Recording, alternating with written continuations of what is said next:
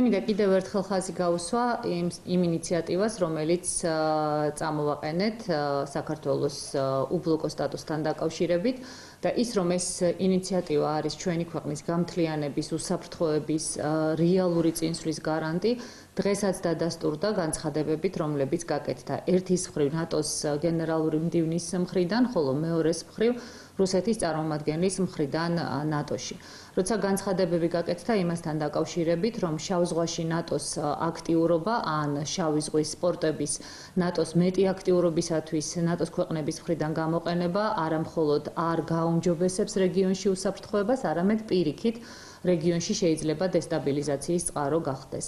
სწორედ ამას ვამბობდი მე, როდესაც ვლაპარაკობდი დღევანდელი თავდაცვის მინისტრის მავნებლურ განცხადებებთან დაკავშირებით, როცა გაკეთდა განცხადება იმასთან დაკავშირებით, რომ საქართველოს თავისი პორტები და საზღვაო აკვატორია ისევე უნდა გამოაყენებინოს ნატოს, როგორც ნატოს წევრ სახელმწიფოებს სჩვევიათ, როგორც ამას ბულგარეთი და რუმინეთი აკეთებს. ეს არის ძალიან მძიმე შედეგების მომტანი საქართველოსათვის, ეს არის ძალიან სახიფათო და ის რომ ჩვენ ამ სახიფათო თამაშებში არ ჩავერთოთ, ის რომ ჩვენ გქონდეს გარანტია საქართველოს რეალური უსაფრთხოების და რეალური დამოუკიდებლობის, ეს ძალიან მნიშვნელოვანია. ნამდვილად იქნება ეს ყველაფერი დამოკიდებული იმაზე, რომ ჩვენ მივიღოთ გადაწყვეტილება და საქართველოს გამოაცხადოს უბლოკო სტატუსი. არც ნატო, არც ოდკბ, არც ნატოს ჯარი, არც რუსეთის ჯარი საქართველოს ტერიტორიაზე და ეს იქნება სწორედ რეგიონში სტაბილურობის და უსაფრთხოების ერთადერთი გარანტი.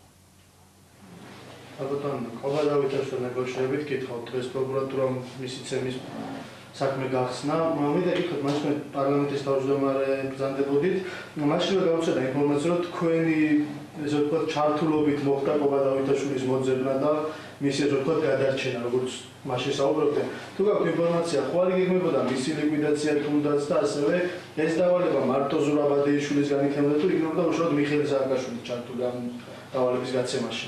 გარწმუნებთ მე რომ ინფორმაცია მქონდეს ამასთან დაკავშირებით, ვინ დაგეგმა, რა იგეგმებოდა და ასე შემდეგ, ამას აუცილებლად ვეტყოდი გამოძიებას. ერთადერთი რაც შემიძლია დაგიდასტუროთ, ნამდვილად როგორც კი გავიგე ამ საზარელი ფაქტის თაობაზე, მე სასწრაფოდ ჩავერთე ბუნებრივია, დავიწყე ძებნა, იმიტომ რომ თავიდან არ ვიცოდით სად იმყოფებოდა ბატონი დავითაშვილი. მაგრამ ის ფაქტი, რომ ის აღმოჩნდა თბილისიდან წაყვანილი და სამხედრო ჰოსპიტალში მოთავსებული, რა თქმა უნდა, ძალიან სერიოზულ მტკიცებულებას წარმოადგენს იმისა, რომ ეს არ მომხდარა წინა ხელისუფლების გარეშე. ეს იყო აბსოლუტურად ამაზრზენი ფაქტი.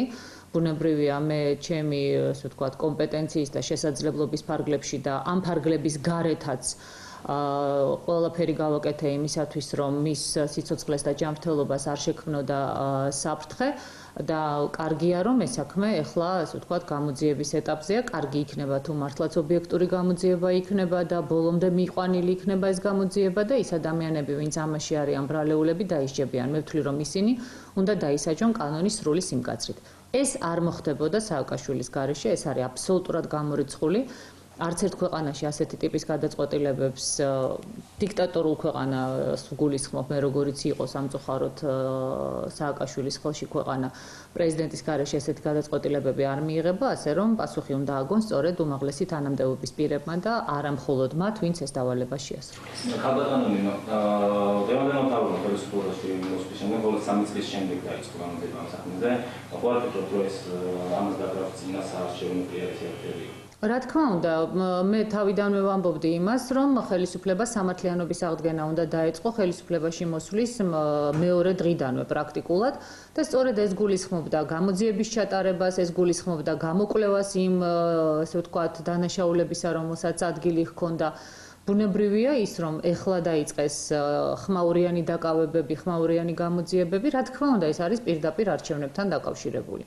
ეხლა ეს ის შემთხვევაა, როდესაც პრინციპის ჯობს გვიან ვიდრე არასდროს ბოლომდე ვერ იმოქმედებს, იმიტომ რომ არ შეიძლება სამართალი ქვეყანაში დამოკიდებული იქნას საარჩევნო ციკლზე, იმიტომ რომ ეს ნიშნავს იმას, რომ არჩევნები როცა დამთავრდება, კვლავ დაივიწყებენ სამართალს, კვლავ არ მიიყვანენ ბოლომდე საქმეს, ამიტომ სრული პასუხისმგებლობით შემიძლია ვთქვა, რომ ხელისუფლება უნდა მოვიდეს ქვეყანაში ისეთი ჩვენი სახით, ჩემი და ჩემი თანაგუნდელების სახით, რომელიც არჩევნების ციკლის და მიუხედავად გამოიძიებს ყველა საქმეს, რაც გამოსაძიებელია დაჟის ნამდვილ დამნაშავეს და არასოდეს არ მიაყენებს ჩრდილს უდანაშაულო ადამიანს. ამას მე ვპირდები ჩვენს მოსახლეობას. ოცნების ახალციაზე როგორ შეფასებას გააკეთებთ? ნუ სია მე რამდენადაც ხვდები ჯერ საბოლოო არ არის, აქედან გამომდინარე შეფასებები რთული გასაკეთებელია, თავისთავად ის რომ განათლებული ახალგაზრდები მოყავს ოცნებას, ეს ცუდი არ არის და ყველა ახალგაზრდას მე საქართველოში რა თქმა უნდა წარმატებას უსურვებ ქვეყნის საკეთილდღეოდ, მაგრამ ერთი რამ არის, პოლიტიკა ძალიან სპეციფიური სფეროა და მარტო კარგი უნივერსიტეტის დიპლომი არ არის გადამწყვეტი პოლიტიკური წარმატებისათვის. ეს აზრი, რომ პოლიტიკა ყველამ იცის, ეს ძალიან მცდარი აზრია და საქართველოში ეს არაერთგზის დადასტურდა. ასე რომ დაველოდოთ საბოლოო სიას, მაგრამ გარწმუნებთ, რომ ყველაზე გამბედავი, ყველაზე პროფესიონალი და ყველაზე პასუხისმგებლობის გრძნობის მქონე გუნდი გვყავს მხოლოდ ჩვენ და მხოლოდ ჩვენ შეგვიძლია რომ ქვეყანას ის ცვლილებები მოუტანოთ, რომელიც ქვეყანას წინ წაიყვანს. გიორგი მარგველაშვილმა დღეს დაასრულა შეხვედრები აჭარის ჟურნალისტთა და მათ წარადგინა ავტონომიური რესპუბლიკის თავმჯდომარე ზურაბ ახალაძე ამისგან იცით რა, მარგველაშვილი ვის შეხვდება, ვის არ შეხვდება და ვის რას ეტყვის, ამას აბსოლუტურად არავითარი მნიშვნელობა არ აქვს.